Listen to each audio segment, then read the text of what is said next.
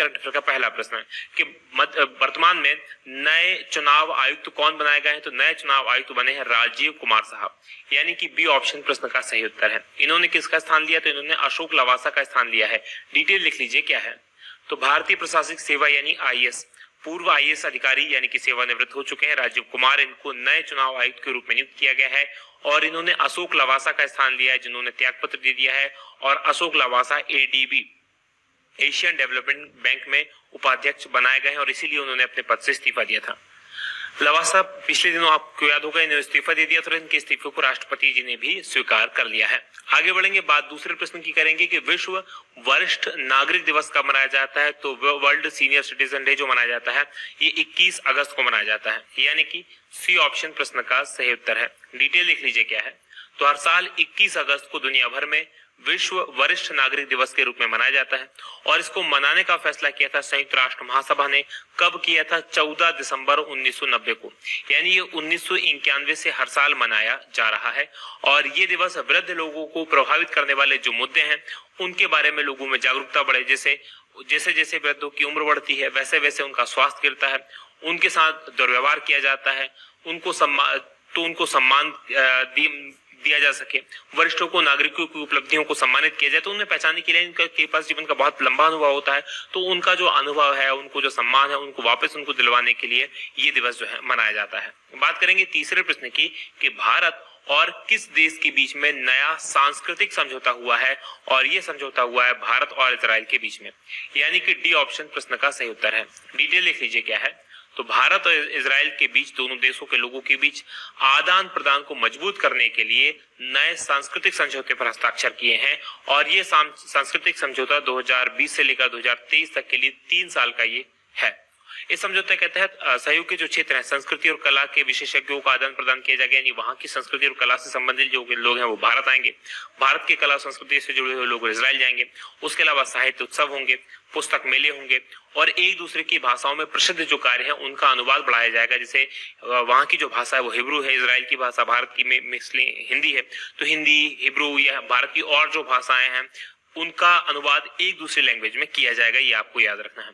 अच्छा, इजराइल के बारे में एक चीज याद रखेंगे, इजराइल ने अभी हाल ही में यूएई के साथ राजनयिक संबंध स्थापित किए हैं। ये सुपर मोस्ट इंपॉर्टेंट है क्योंकि पहला अरब कंट्री बन गया जिसने इजराइल के साथ में अपने राजनयिक संबंध बनाए हैं।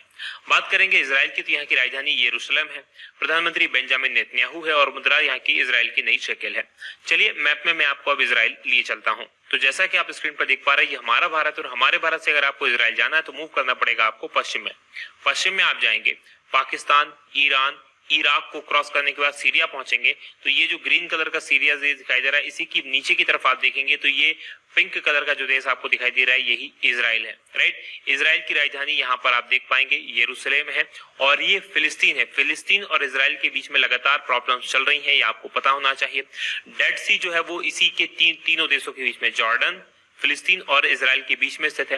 अगर इजराइल की बात करें तो इस तरफ इसकी सीमा जॉर्डन के साथ में, इस तरफ इसकी सीमा मिस्र के साथ में, इस तरफ इसकी सीमा लेबनान के साथ में, बाकी फिलिस्तीन के साथ तो इनका झगड़ा चल ही रहा है, और सीरिया के साथ में सीमा लगती है। इस तरफ भूमध्य सागर है यानी कि मेडिटेरियन सी है। आगे बढ़ेंगे, बात करेंगे अगले प्रश्न की। अगला प्रश्न आपके सामने चौथा है कि कीथ रोवले लगातार दूसरी बार किस देश के प्रधानमंत्री बने हैं। तो कीथ रोवले जो प्रधानमंत्री बने हैं ये त्रिनाड और टोबैगो के बने हैं। ये त्रिनाड टोबैगो एक कैरेबियन कंट्री है, यानी कि ए ऑप्शन प्रश्न का सही उत्तर है। डिटेल लिख लीजिए क्या है, तो कीथ रोवले ये दूसरी बार 5 साल के लिए कार्यकाल के लिए त्रिनाद और टोबैगो के प्रधानमंत्री के रूप में इन्होंने शपथ ले ली है, और ये सत्तारूढ़ पार्टी जो अभी भी सत्ता में थी, पीपुल्स नेशनल मूवमेंट पीएनएम के नेता हैं, और इन्होंने हराया है पूर्व प्रधानमंत्री कमला पारस बिस्सेसर। ये भारतीय मूल की थी, तो इनकी नेतृत्व वाली जो विपक्ष की पार्टी थी यूनाइटेड नेशनल कांग्रेस यूएनसी, इनको केवल 19 सीटें मिली हैं, जबकि अधिकांश सीटें किनको मिली हैं, ये पीएनएम को मिली हैं। आगे बढ़ेंगे, बात त्रिनाद और टोबैगो की करेंगे। यहाँ की राजधानी पोर्ट ऑफ स्पेन है, प्रधानमंत्री यहाँ के कीथ रोवले हैं, और मुद्रा यहाँ की त्रिनाद और टोबैगो डॉलर है। चलिए मैप में मैं आपको त्रिनाद और टोबैगो लिए चलता हूँ। तो जैसा कि आप स्क्रीन पर देख पा रहे हैं, ये हमारा भारत है और हमारे भारत से अगर आपको त्रिनाद और टोबैगो जाना है तो आपको मूव करना पड़ेगा थोड़ा सा पश्चिम की तरफ। पश्चिम में आप जाएंगे, अरब देशों को क्रॉस करेंगे, अफ्रीका को क्रॉस करेंगे और ये साउथ अटलांटिक ओशन में आप जाएंगे, नॉर्थ अटलांटिक ओशन में आप देखेंगे तो यहाँ पर आपको दिखाई देंगे काफी सारी ये कैरेबियन कंट्रीज है। इन्हीं कैरेबियन कंट्रीज में ये जो जगह आपको दिखाई दे रही है त्रिनाद और टोबैगो, एक्चुअल में त्रिनाद और टोबैगो जो है दो द्वीप हैं। ये त्रिनाद बड़ा द्वीप है और टोबैगो ये छोटा द्वीप है। इसकी राजधानी यहाँ पर पोर्ट ऑफ स्पेन आप देख पा रहे होंगे। आसपास कौन सा देश है, तो इस तरफ वेनेजुएला है। हालांकि ये पूरी तरह से अटलांटिक महासागर में स्थित है, लेकिन इसके पास में जो देश लगता है वो कौन सा लगता है, तो ये वेनेजुएला है। इस तरफ ग्रेनाडा है और भी कुछ काफी सारे छोटे छोटे देश हैं और यही देश मिलकर वेस्ट इंडीज की टीम बनाते हैं। आगे बढ़ेंगे, बात करेंगे अगले प्रश्न की।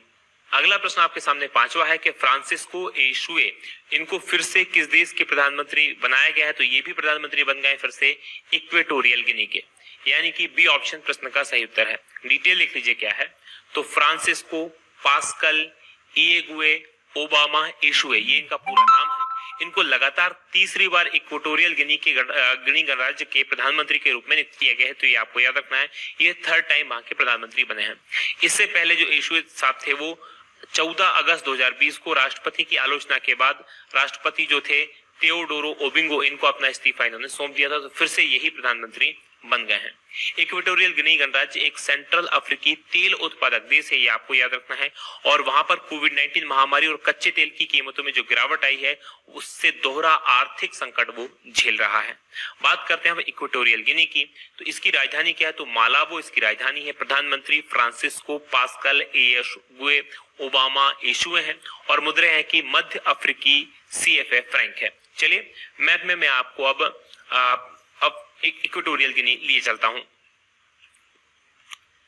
तो जैसा कि आप स्क्रीन पर देख पा रहे हैं, ये हमारा भारत है और हमारे भारत से अगर आपको जाना है अफ्रीका में इक्वेटोरियल गिनी तो मूव करना पड़ेगा आपको अफ्रीका में। ये आप अफ्रीका देख पा रहे हैं और ये इक्वेटर है, राइट, ये आपको याद रखिएगा। इक्वेटर से इक्वेटोरियल गिनी आप इजीली पहुंच पाएंगे, तो ये इक्वेटर है और इक्वेटर के ऊपर आप देखेंगे ये जो है वो इक्वेटोरियल गिनी है। यहाँ पर ये देश है और इसकी राजधानी इस बियोको द्वीप पर है, मालाबो। ये द्वीप जो है ये इसी देश का हिस्सा है और यहाँ पर इसकी राजधानी भी स्थित है। आसपास कौन कौन से देश हैं, तो नीचे की तरफ देखेंगे तो गैबोन है और ऊपर देखेंगे तो कैमरून है। और इस तरफ क्या लग जाता है, तो इस तरफ गल्फ ऑफ गिनी, गिनी की खाड़ी से कहते हैं, तो ये गल्फ ऑफ गिनी है। आगे बढ़ेंगे, बात करेंगे अगले प्रश्न की। अगला प्रश्न आपके सामने छठवा है कि किसने हरित राजमार्गों के निर्माण की सुविधा के लिए एक मोबाइल ऐप हरित पथ की शुरुआत की है, और इसकी शुरुआत की गई नितिन गडकरी के द्वारा, यानी कि सी ऑप्शन प्रश्न का सही उत्तर है। डिटेल लिख लीजिए क्या है, तो जो भारतीय राष्ट्रीय राजमार्ग प्राधिकरण यानी कि NHAI national highway authority of India है, इसने देश भर में हरित राजमार्गों के निर्माण की सुविधा के लिए, यानी देश भर के अंदर हरित राजमार्ग बने, इसके लिए एक मोबाइल ऐप लॉन्च किया है और इस ऐप का नाम है हरित पथ। हरित पथ ऐप का उद्घाटन जो केंद्रीय सड़क और परिवहन मंत्री हैं नितिन गडकरी जी, इनके द्वारा किया गया है और इसका यूज राजमार्गों पर पौधारोपण करने, प्रतिष्ठान की क्षेत्रीय इकाइयों के प्रत्येक स्थान प्रजातियों के विवरण, रखरखाव गतिविधियों और उपलब्धियों की निगरानी के उद्देश्य से किया गया। यानी कुल मिलाकर इसके अंदर जो है पौधारोपण किया जाएगा और पौधे वगैरह जो है उसकी सारी जातियों के विवरण वगैरह रखे जाएंगे। आगे बढ़ेंगे, बात करेंगे सातवें प्रश्न की कि भारत, जापान और किस देश द्वारा त्रिपक्षीय आपूर्ति श्रृंखला लचीलापन पहल SCRI ये शुरू करने की चर्चा शुरू हुई है, और ये शुरू करने की चर्चा शुरू हुई है ऑस्ट्रेलिया, जापान और भारत के बीच में, यानी कि बी ऑप्शन प्रश्न का सही उत्तर है। डिटेल लिख लीजिए क्या है, तो भारत, ऑस्ट्रेलिया और जापान ने चीन की निर्भरता को कम करने के लिए, आज सभी को पता होना चाहिए चीन जो है वो दुनिया की फैक्ट्री बना हुआ है, दुनिया भर में जो माल जाता है वो अधिकांश चाइना से ही मैन्युफैक्चर होता है, तो इसको कम करने के लिए एक त्रिपक्षीय आपूर्ति श्रृंखला लचीलापन पहल SCRI का शुभारंभ करने के लिए विचार विमर्श शुरू किया है। और ये प्रस्ताव एक्चुअल में जापान का था। जापान ने इस प्रकार का प्रस्ताव दिया था कि इसका उद्देश्य 2-3-4 उद्देश्य है। एक तो प्रत्यक्ष विदेशी निवेश को आकर्षित करना है इन देशों में, और इंडो पैसिफिक को एक आर्थिक महाशक्ति के रूप में बदलना है। इंडो पैसिफिक क्या है, एक्चुअल में इंडो पैसिफिक कहा जाता है जो हिंद महासागर है और प्रशांत महासागर है, इनमें स्थित जो देश हैं, राइट, तो इसको संयुक्त रूप से इंडो पैसिफिक कहा जाता है।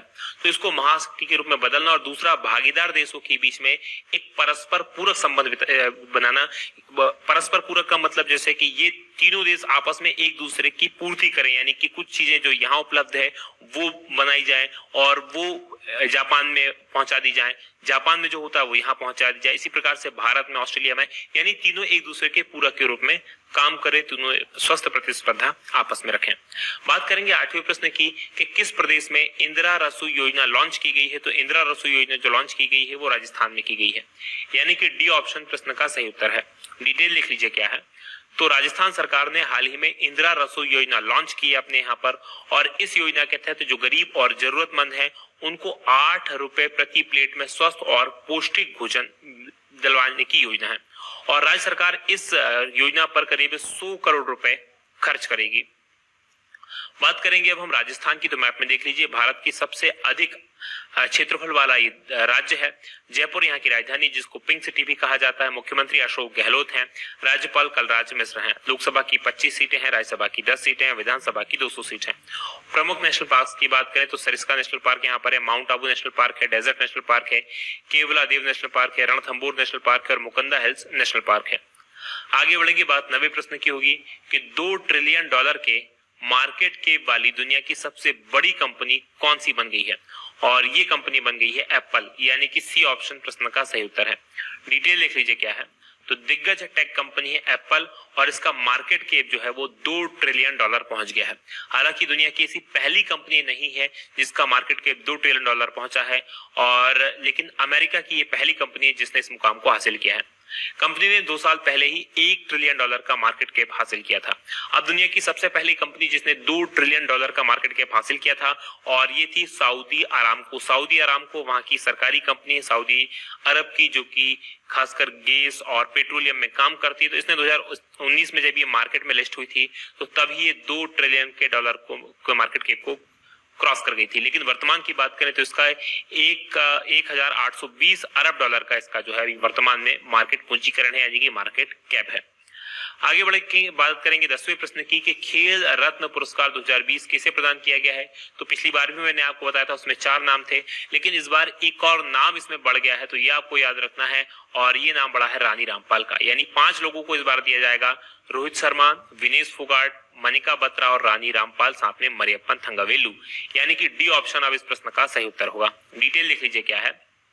तो इस साल खेल रत्न पुरस्कार जो खेलों में सबसे सर्वोच्च पुरस्कार है, इसको पाने वाले 5 खिलाड़ी हैं, और 5 खिलाड़ियों में शामिल हैं क्रिकेटर रोहित शर्मा, पहलवान है विनेश फोगाट, पैरा ओलंपिक स्वर्ण पदक विजेता है मरियप्पन थंगावेलु, और टेबल टेनिस खिलाड़ी है मनिका बत्रा, और महिला हॉकी टीम की कप्तान है रानी रामपाल। तो इन 5 लोगों को इस बार ये पुरस्कार दिया जाना है। और कोविड-19 जो महामारी दुनिया भर के अंदर फैली हुई है, उसके कारण इस बार इस पुरस्कार वितरण समारोह का आयोजन वर्चुअली होगा। 29 अगस्त को इसका आयोजन होता है राष्ट्रीय खेल दिवस पर, और राष्ट्रीय खेल दिवस जो है वो मेजर ध्यानचंद, ये आपको याद रखना है, मेजर ध्यानचंद जी के जन्म दिवस के उपलक्ष्य में राष्ट्रीय खेल दिवस मनाया जाता है 29 अगस्त को। और हर बार जो राष्ट्रीय खेल पुरस्कार होते हैं वो इसी दिन वितरित किए जाते हैं। इस सवाल की तरफ आज का हमारा सवाल है कि सर्वाधिक दिन सत्ता संभालने वाले पहले गैर कांग्रेसी प्रधानमंत्री कौन बन गए। तो इनमें से कौन बने हैं और कितने दिन इन्होंने सत्ता संभाली है, तो ये कमेंट करके जरूर बताइएगा। ये वीडियो आपको कैसा लगा बताना मत भूलिएगा।